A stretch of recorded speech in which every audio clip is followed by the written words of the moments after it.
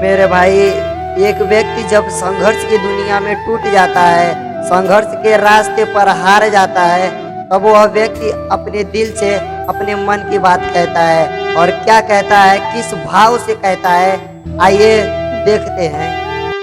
हम तो अच्छे को हैंड देते हैं, बुरे को नहीं। हम तो अच्छे को हैंड देते हैं, बुरे को नहीं।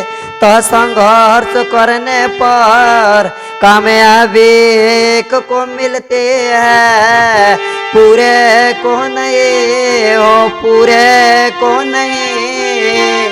का करी या ना करी, यह सोच में बानी व्याकुल। जे जखम देला उहे भर देला, कि जे जखम देला उहे भर देला। ये कैसन हवेलीला, चाहत के पाते जिंदगी खबर देला। ओ चाहत के पाते जिंदगी खबर देला। हम आज भी अपने सुकुड़न के नहीं छोड़े, भले तना ऐठल बानी हो, कि भले तना ऐठल बानी हो।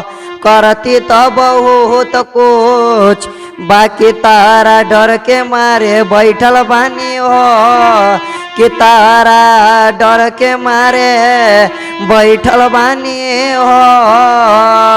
मैंने अपने को छोड़ दिया तुझे अपनाने के लिए, कि मैंने अपने को छोड़ दिया तुझे अपनाने के लिए। हम तो अपने हौसले पर टिके हैं, बुलंदी को पाने के लिए, कि हम तो अपने हौसले पर टिके हैं, बुलंदी को पाने के लिए। कि भाई ये ओकरा खातिर लाइन हवे, जेकर खुद के रानी रह के तू दूसरा के पीछे मुंह मारे।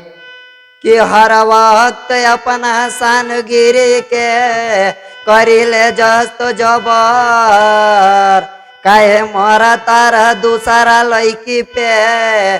भगवान सबके दिले आइटम और लवर, कि भगवान सबके दिले आइटम और लवर। दुश्मनों के वार से ना खुश रहिले ना दुखी, सब कुछ कहिले हमर मालिक समझी।